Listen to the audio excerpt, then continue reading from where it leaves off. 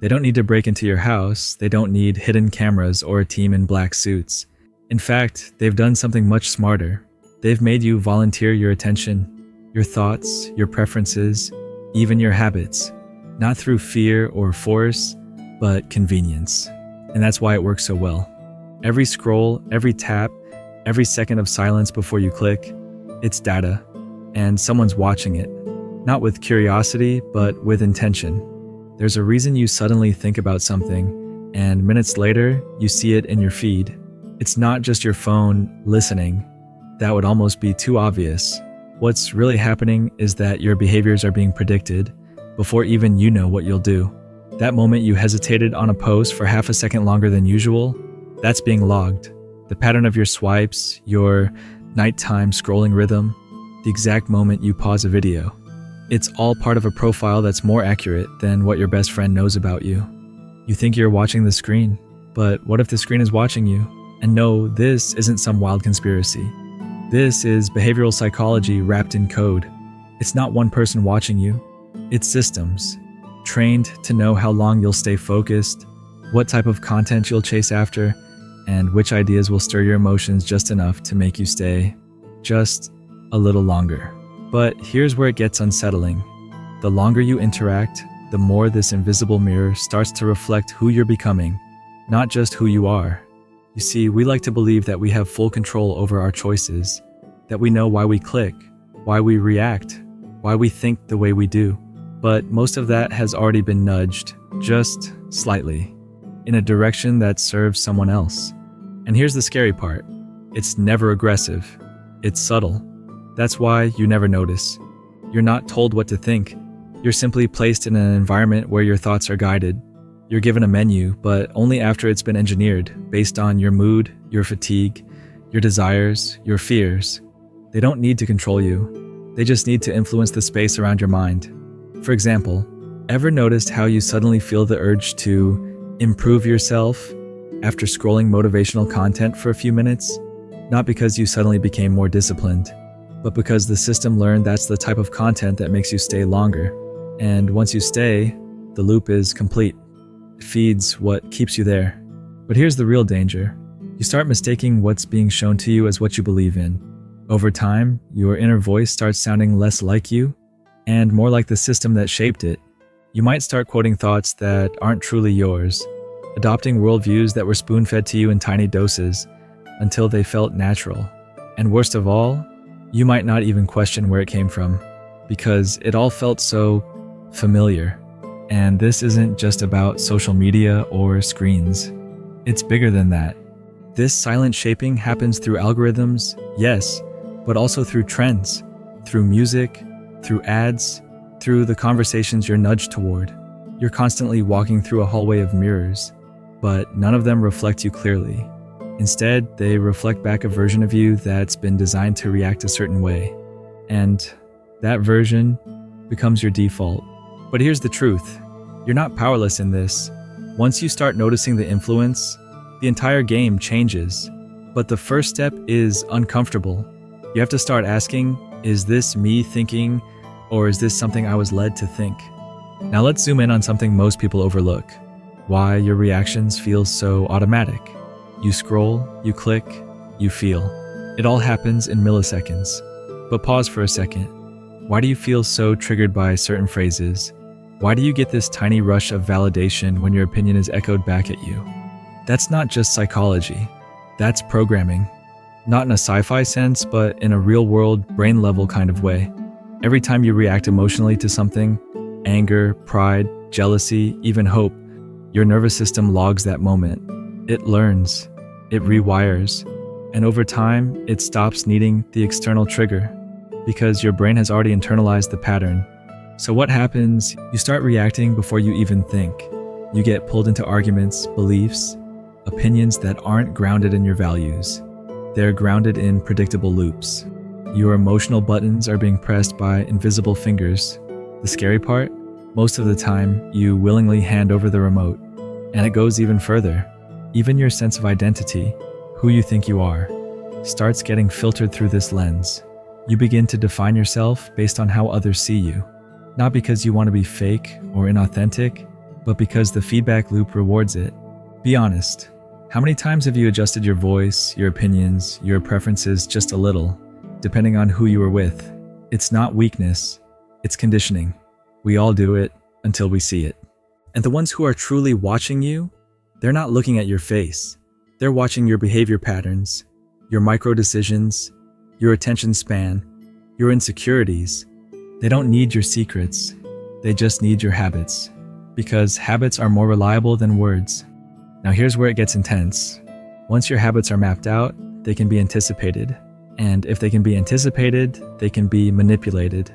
Not dramatically, not with some movie villain twist, just little nudges. Just enough to influence where your energy goes, what you ignore, what you obsess over. And day by day, your sense of self gets shaped not by your inner compass, but by a system that's built to understand your weaknesses better than you do. But what if you reversed that? What if you started watching the watchers, not with paranoia, but with awareness? What if you became the observer of your own reactions, not just the reactor? Because the moment you become aware of the influence, it loses its grip. Once you realize you've been on autopilot, something strange happens. You don't just feel awake. You start to notice how many others are still asleep. You'll see people argue over the same points, follow the same trends, complain about the same problems, and it'll hit you. They're not responding to reality. They're responding to programming, scripts written for them, emotional traps laid out in headlines, slogans, carefully framed posts, even in everyday conversations. It's subtle, but that's the whole point. True influence doesn't look like control. It looks like agreement, like comfort. It feeds on the illusion of independence. You feel like you're choosing, but you're being herded, gently, predictably. Now here's where things start clicking into place, the people or systems watching you. Whether that's algorithmic, cultural, or personal, they don't need you to agree with them. They just need you to stay engaged. Angry, sad, excited, afraid, it doesn't matter. As long as you're emotionally involved, they've got what they came for, your attention. Because attention is the new currency.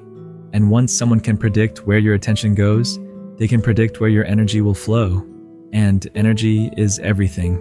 Your time, your thoughts, your actions, your future. All of it follows where you invest your attention. But here's the twist. This isn't just happening online. It's in relationships too. Ever been in a dynamic where someone always needs a reaction from you? Where silence feels like guilt and disagreement feels like betrayal?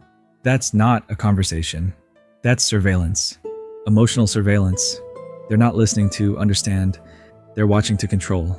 And sometimes, let's be brutally honest, you've been that person too. Because most people don't even realize when they're doing it. We mimic what we've experienced. We internalize the strategies of control because we confuse them with love, validation, or strength. But you don't have to stay in that loop. The moment you become aware of how you're being emotionally pulled by a post, a partner, a voice in your own head, you've got a chance to pause, to zoom out, to choose differently. And that's where your power starts to return. Not in some flashy, take back your life kind of way, but in the quiet space where you no longer react on command, where you no longer offer your attention as a sacrifice to people, narratives, or systems that haven't earned it. The question now is, how do you protect your attention, your energy, and your emotional clarity in a world that profits from your confusion? This is where it starts to get even more personal and real. When you start protecting your attention, something else happens. Silence gets louder. Not the kind of silence that feels empty, the kind that feels revealing. You begin to notice how uncomfortable it is to just sit still. No distractions, no scrolling, no reacting. And that discomfort, that's not boredom, that's withdrawal. You're coming off an addiction to noise, to input, to being constantly stimulated by things outside of yourself. Why? Because if you're not distracted, you might have to face what's really going on inside. And that's the very thing they never want you to do. See, when your mind is quiet, your patterns get louder. The thought loops, the emotional triggers, the insecurities, they show up with nowhere to hide. And for the first time, you see how much of your personality is just a reaction to things you didn't choose. How much of your beliefs were picked up from survival, not clarity. How much of your confidence depends on feedback. Now here's where it gets uncomfortable. Once you see it, you can't unsee it. You can't scroll past your own patterns anymore. You can't keep blaming the world when you realize you've been feeding it the script of how to control you. But this isn't about guilt. It's about power. Because that same moment, the moment you see the game, is the moment you start to rewrite the rules. You stop being manipulated by your environment and start manipulating your internal environment instead. You begin responding instead of reacting. And people will notice. They'll notice your pauses, your calm, your refusal to jump into emotional traps. They'll feel that you're not as easily provoked anymore, not as easily read. And that terrifies the system, because people who can't be triggered can't be steered. Now here's something most don't tell you. When you take back control of your own attention and emotions, your external life starts to shift, but not always in a clean way.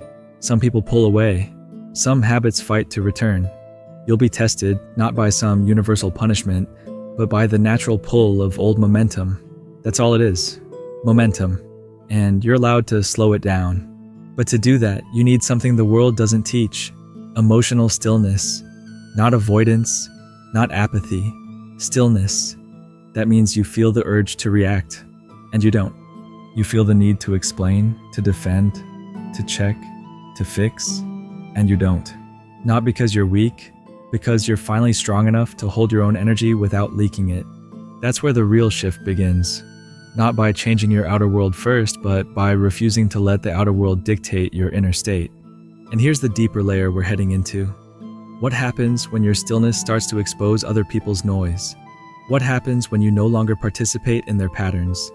You'll notice something strange the moment you stop playing the game. The people around you start glitching. Not literally, but their reactions will feel off. Delayed, confused, even irritated. Because your energy no longer confirms the role they've assigned you. You're no longer the agreeable one, the easily manipulated one, or the one who always over-explains. You've stopped feeding the dynamics they're used to. And when that script breaks, so do they. For a moment. See, every relationship, whether with a person, a job, or even a belief, is a kind of silent contract. You act this way, they respond that way. You stay predictable, they stay comfortable. But when you stop fulfilling your part in the unconscious deal, the contract dissolves. And what's left is raw, unfiltered reality. And that can be uncomfortable, not just for them, but for you too. Because now you see who actually respects your space, and who was only comfortable when you were easy to control. You'll start hearing things like, "You've changed. Why are you being distant? You're acting cold." But in truth, you're not cold. You're clear. You're not distant. You're centered. And they just don't know how to relate to you without the old emotional shortcuts. This is where most people go back. They confuse discomfort with danger and retreat into old patterns just to keep the peace. But that's the trap. Because every time you break your own growth to comfort someone else's expectations, you shrink a little.